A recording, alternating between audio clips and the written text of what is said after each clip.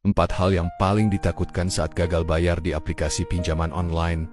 Mengambil pinjaman online memang terlihat mudah dan cepat, tapi konsekuensinya bisa sangat berat jika kita gagal bayar. Banyak orang yang pada akhirnya terjebak dalam tekanan mental dan sosial karena tidak sanggup melunasi pinjaman tepat waktu. Dari berbagai pengalaman yang beredar di masyarakat, ada 4 hal utama yang paling ditakutkan oleh para pengguna pinjol saat gagal bayar. Dan berikut ini penjelasannya. Pertama, sebar data. Hal pertama dan paling umum ditakuti adalah sebar data. Ini terjadi ketika pihak penagih menyebarkan informasi mengenai utang kita ke daftar kontak di ponsel. Mereka bisa mengirim pesan ke teman, saudara, bahkan rekan kerja, dan menyebut bahwa kita menunggak pinjaman. Hal ini sangat merusak nama baik dan membuat banyak orang merasa dipermalukan. Meskipun tidak semua aplikasi pinjol melakukan ini. Banyak aplikasi ilegal dan semi-legal yang menggunakan cara ini sebagai bentuk tekanan. Ketakutan akan sebar data membuat orang sulit tidur dan terus merasa gelisah, karena privasi mereka sudah tidak lagi aman. Kedua, kunjungan dari debt collector.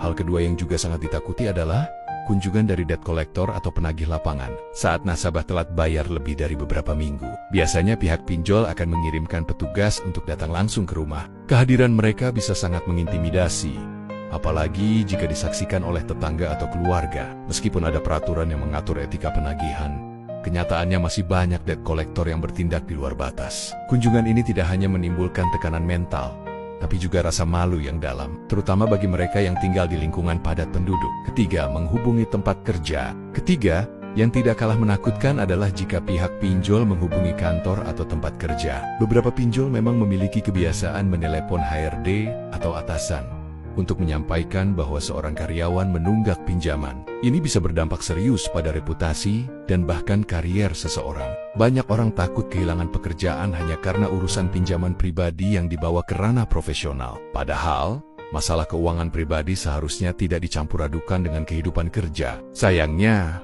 tidak semua pinjol memahami atau menghormati batas tersebut. Keempat, masuk SLI ke OJK. Terakhir, yang sering menjadi momok adalah masuknya catatan gagal bayar ke SLI OJK, Sistem Layanan Informasi Keuangan. Ini riwayat keterlambatan atau kredit macet akan terekam secara nasional dan bisa diakses oleh semua lembaga keuangan resmi, termasuk bank. Jika nama kita tercatat buruk di SLI OJK, maka akan sangat sulit untuk mengajukan pinjaman ke bank atau leasing di masa depan. Meskipun kita hanya menunggak di pinjol dalam jumlah kecil.